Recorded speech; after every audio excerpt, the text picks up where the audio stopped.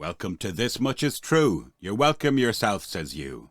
Indeed, welcome to This Much Is True, the show you love to hate and hate to love. What have we got? Probably about 5 regular listeners and viewers, and that's probably tapering off a bit. Because, I suppose, you've got a life to live, and it's 26 minutes past 10 in the afternoon of the 11th of May. Year of our Lord, 2K24. Aurora Borealis, if you pardon the expression. You might be on the lookout for tonight, if the cloud hasn't obscured it. The phenomenon that is. Apparently it was really good last night all over Europe, especially around Cornwall. Yeah, which is kind of up the road in nautical terms. So look, I just thought I'd pop in to maintain the momentum, if I can, of presenting regularly to you here. I do accept one has to sit down and do one's homework in order to create compelling content, I suppose. But then again, you're looking at a soon-to-be 61-year-old bloke, and I don't have that much oomph anymore. And I'm in this kind of netherworld where I'm relatively comfortable, but I'm not comfortable in the surroundings, just day-to-day life. And I'm in danger of becoming a bore and a grumpy old man, and I don't want to let that grumpy old man in. But if you're out of time, or you feel you're out of time, not because you're in any way a Luddite or being left behind, quite the opposite. It's because you've got the wisdom of being that bit older, but also the foresight to kind of, or as I always say, instinct, just, it doesn't feel right. Life doesn't feel right. As I speak to you, you're probably awaiting the results, some of you, of the Eurovision Song Contest, or spectacle contest, as I call it. Travesty. And if that's your bag, good luck with that. It's a race to the bottom, I think. And that said, I was speaking about our own entrant, they, them, Bambi, Thug. Why do I even say that? They, them. You've got to use my pronouns. Bollocks. That's the road to rot. It really is, when we start obeying the nonsensical, the ludicrous. And the only reason we obey it is for 2 reasons. It gets repeated enough so that it almost gets repeated into the reality. And the second reason is that people are afraid to offend. Where does that lead us? Where did that lead us in the Second World War? We'll comply, we'll acquiesce with the powers that we know are evil, because we don't want to rock the boat and get into a fight. And I actually, there's a part of me that respects that as well. Who wants bloody fighting? I mean, I can't stand it. I'm seeing what's going on in Israel. I'm seeing what's going on in the Ukraine. And much as I was an army-barmy kid, as you get older and you have your own children and you realise that those on the battlefields or those getting shot out of the skies are largely young people, your own children's age, slightly younger, slightly older, it's horrific. And old men are behind it, and old men will fucking rot and die in bed. So there's no real structure to tonight's show. You might want to turn away now. I get that. I probably would myself, because the last thing I want to do is turn into a rant.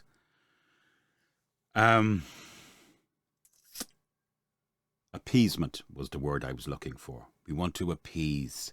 Because if we appease enough, it might just go away when we smell a rat in our surroundings, though, As in respect of they, them, I'll appease. Barbie, Thug. I was stuck in traffic and I had no option. Well, I suppose I could have flicked the channel, but it was coming up to news time. But to listen to the song. I can't even remember what it's called. And to be fair, as I listened to it in isolation, without all the spectacle, it was strange. Perhaps some would find it strangely compelling.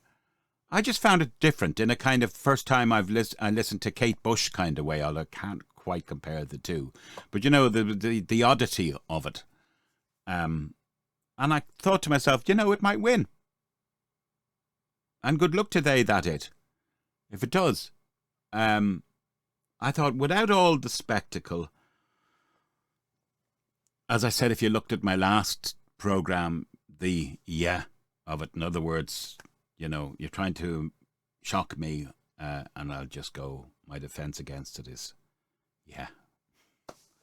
Despite, all that stuff going on, I thought, well, it's I won't say tune, but it was a piece of music that I thought wasn't the worst thing I've ever heard. So I don't know. Is that really important? Probably not. I'm at the stage as well, my children are away, and they're young ladies now, and I'm kind of missing them. I do like what myself and my wife have, though, in Empty Nestum. It's slowed down, it's quieter, and we're quite civil to each other. And I don't think we're bored. We get out for our little walk, and we are civil. We're civil to each other, and we're not at each other's throats. I thought for a while, I really worried in case all as we had in common was our children, and we had this literally been focused on them up until now. And of course you're still focused on them, but they're making their way. And I thought there's going to be a void. There's going to be a void, and we're going to end up looking at each other going, have we even anything in common? Thank the Lord. I suppose 29 years down the road together. No, we get on. And I think I remember Paul McCartney, when he was asked about his marriage to Linda, before all the crazy stuff, and before he lost his wife, somebody said, what was the secret? He said, there was no secret. I can't quite do with Paul McCartney. But he said, we got on from the get-go. We just got on. We got on with each other. And short of a major fight or anything, we appear to be still getting on quite well. So, long may that last. It's not the worst thing, but I've found myself kind of, I suppose you've got to be a parent to appreciate it, but when you sit in the bedroom, the little empty bedroom, and you look at all the different strata of toys and, from little playing blocks and fairy tale books, I'm getting maudlin here, don't just bear with me, to little dollies and then little bits of technology lying around the place, and the crazy little drawings still on the wall, and then the photographs as well on the wall, and you miss them. And you kind of go, even though you were told when you had them it would go fast, you didn't take it on board because you were too busy living it, parenthood. And I miss them. And I know in a lot of ways I will never have that part back again. Looking after a child, I'll never have that part back again. If I had a wish, it would be kind of, give me them when they were about 6 and 8 years of age, just for one more day. I'd spoil them with ice cream and take them out to the park and watch them run around and all that stuff. And I know to a degree I did enjoy that while it was happening.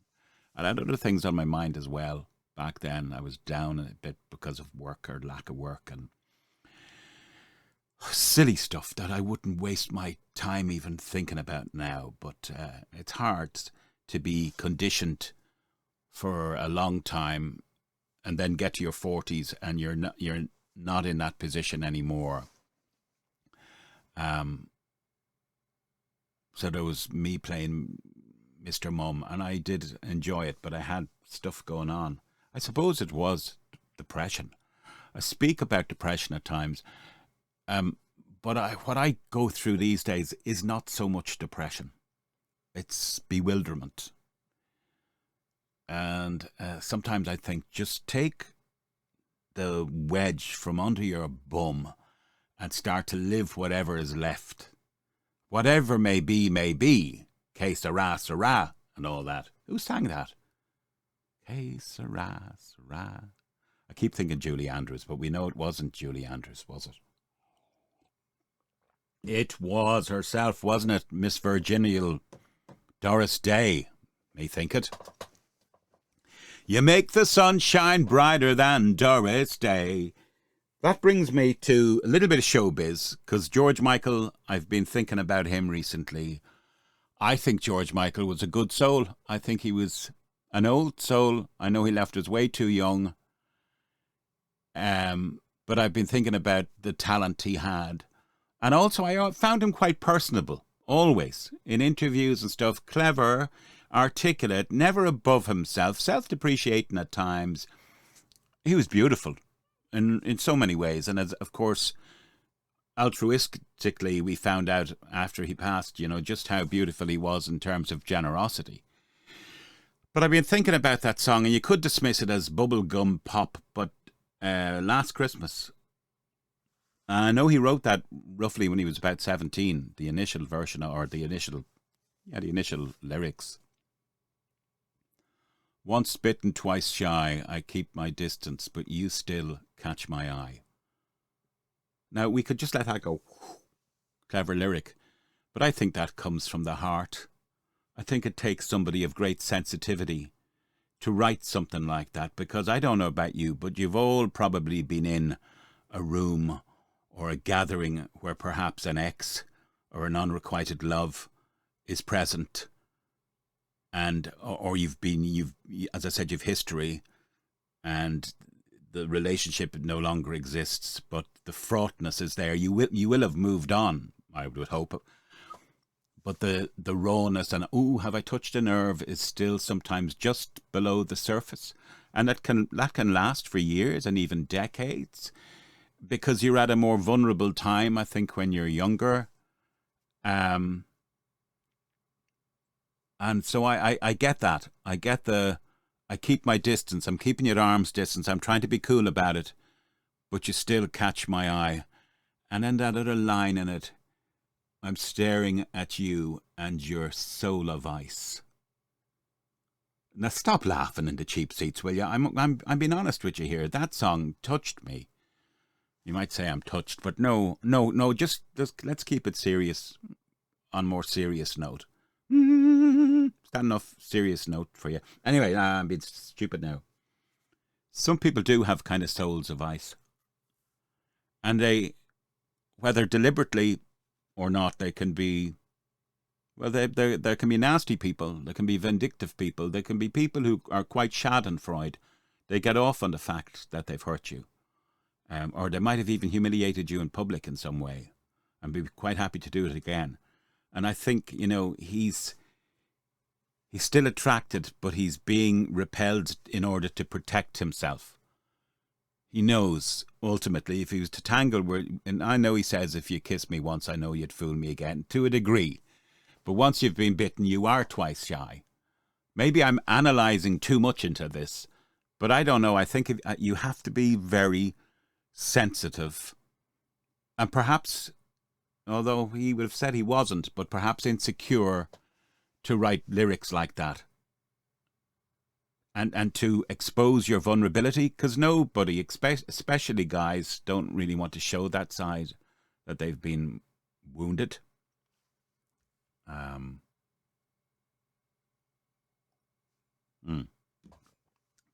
Anyway, let's go on to another aspect of pop and show business.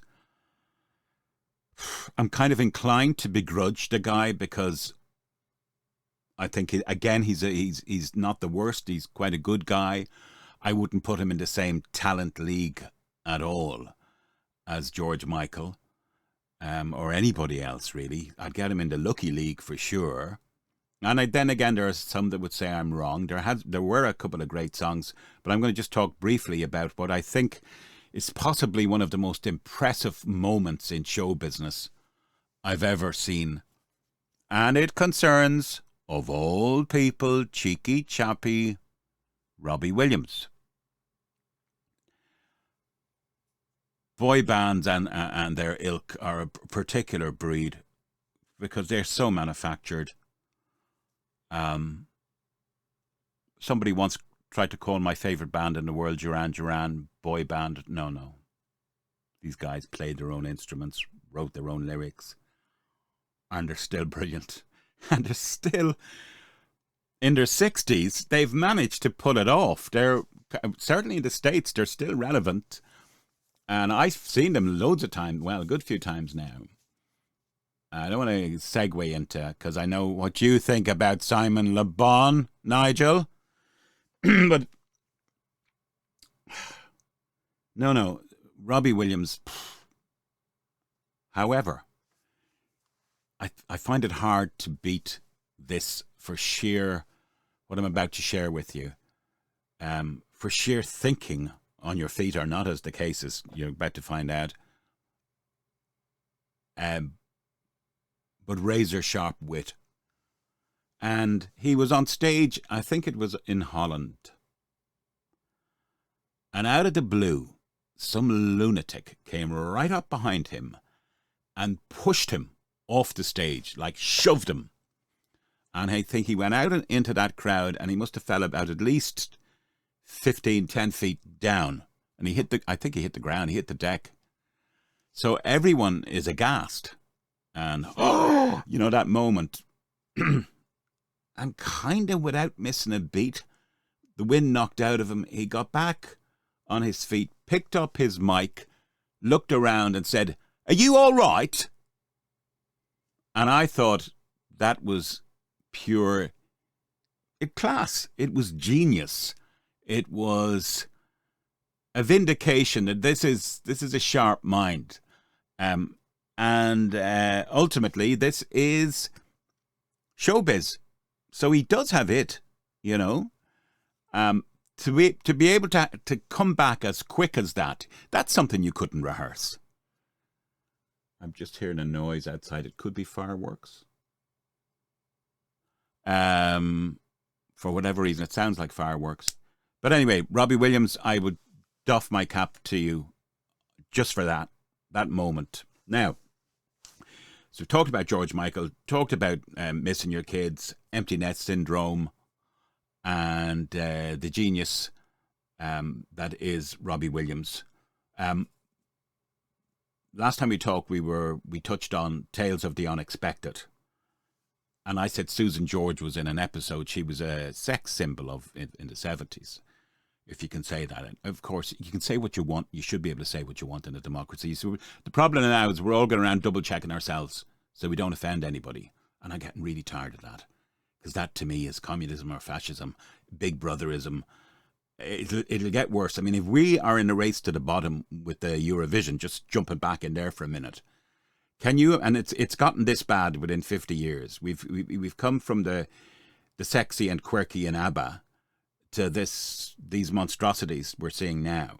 What the hell? If it survives for another 20 years, 50 years even, what are we going to be? Are we going to be seeing live sacrifices or perhaps some kind of AI? And when I was young, AI was artificial insemination. It was something a guy came around Irish farms, wanked off a bull to get the semen out of it. I know. I said it was a race to the bottom. Anyway, where was I? Tales of the Unexpected. How come I flip back into the Eurovision? This is my agile, damaged mind at work. Tales of the Unexpected. Susan George, it seems that she was in 2 episodes, and I don't think I've come across actors or actresses. I think they're all known as collectively now as actors. By the way, you don't say actress anymore. That was just on the side. That played in it twice, but Susan George for sure, because not only was she in Royal Jelly, and I checked, but also the episode that Nigel mentioned to me when she kills her husband with a leg of ham or beef or something, hits him over the noggin with it, and puts it in the freezer. The police are called. They're not quite sure. He looks like he's banged his head or something. But Susan George essentially cooks up Well, essentially, the police all eat the evidence. She cooks up the leg of lamb for the policemen who are ravenous, one of which includes Brian Blessed. Nigel reminds me, he said, Gordon's alive. He also said, dispatch A. Jackson Warlock to bring back his body. And that was in Flash Gordon. I remember a story about that in the 80s. This guy, do you remember he used to take out the VHSs? You'd go to the video store. And or if you were on good terms with the owner, you'd go and you'd get your dirty movie off him. I wouldn't know anything about that. But I do remember a guy saying to me at work, he said, Jesus Christ, he said, I got a movie for the kids because we had a birthday party at home. So myself and my wife were in the kitchen, doing up the cake and getting balloons blown up and all the stuff. And we put on Flash Gordon for the kids. So after a while, we're noticing it's gone very quiet. The smell of wet knickers and oranges and excitement had seemed to have died down suddenly, and there was a hush from the room next door. And he went in, and the kids were enthralled because they weren't actually watching Flash Gordon. They were watching Flesh Gordon, which was an X-rated movie at the time. So that's one way of shutting your kids up. Of course, these days they'd probably be glancing up, or they'd be watching something worse, bestiality or something on their phone. God, I'm getting to be a real old fucking drag. And that's also what's bugging me. You get to a certain age and you still feel your mind is relatively young, but you know that the facade is beginning to crumble a bit. And if you've had a health event, I don't try and mention it if I can, but if you've had a knock, be it whatever, be it heart condition, cancers or whatever, if you've had that brush, it's like a car. When a car gets walloped, you're never quite the same again. It's like you wake up in the morning, cast your mind back 4 years or so. How many of us, and don't be quick to forget it, because I would hope it's not over yet. Well, no, I hope it's over, but I would say it's probably not over yet. How many of us woke up 3 years ago, 4 years ago, going, Jesus Christ, will this fucking nightmare ever end? This bollocks that we were all put through, this mental washer, this load of bollocks, which we were abused with, which is the only word. I mean, I don't give a fuck if it's anthrax or Ebola in the air. Anybody will tell you, you don't cure it by going into isolation. That's not how it works. If it's out in the ether, the atmosphere, there's very little you can do about it. How many of you took your intervention, and how many of you subsequently got COVID? Pretty much nearly everybody I know that went there, got COVID. So I have to be careful here because I go off on one and I lose people. But the point I'm making is when you have an illness, particularly if it's one that's ongoing or it was eventful but could strike again, you wake up and you're tarnished by that. You wake up in the morning and you've learned to deal with it, but a part of you will always go, fuck.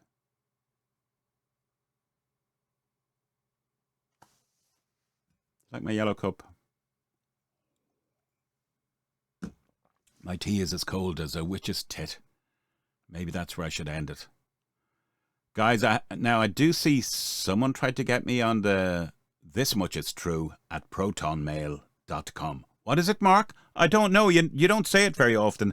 This Much Is True at protonmail.com. Now, it notified me there was probably an attempt at phishing, P-H-I-S-I-N-G. But if any of you have tried to get me on that and haven't heard from me, say it below on comments. Or indeed, just contact me on the fucking comments. I know you like to do that, Jerry. It was a beautiful day. Let's face it. I think yesterday was around 24 degrees in some places. Beautiful. My brother Skyped me this morning from Vietnam. He's retired out there. Loves the place. Loves the people. And, he shows me what's on. Now, he's in a resort at the moment, but these are really A-class resorts. And he has a beautiful house anyway. He's always inviting me over. I never bother going over. But he showed me this morning, right? I mean, he could walk 5 steps and the sea was lapping up against his kind of doorstep, almost. I said to him, is that not a double-edged sword? I said, is that not crazy? If you get a typhoon, no, it's not going to happen, this neck of the woods, blah, blah, blah. So, yeah, but when he rang, he kind of tried to FaceTime me this morning. I was, when someone wakes you out of a sleep, you're going, I don't want to fucking talk yet. Just yet, I'm not ready for it. And of course, in my eagerness to just switch the bloody thing off, right? Because of, I just was, who wants to talk when you're fucking 15 and a half stone? You're in the middle of your sleep, and he's not to know that. He's 8-9 hours ahead, but still.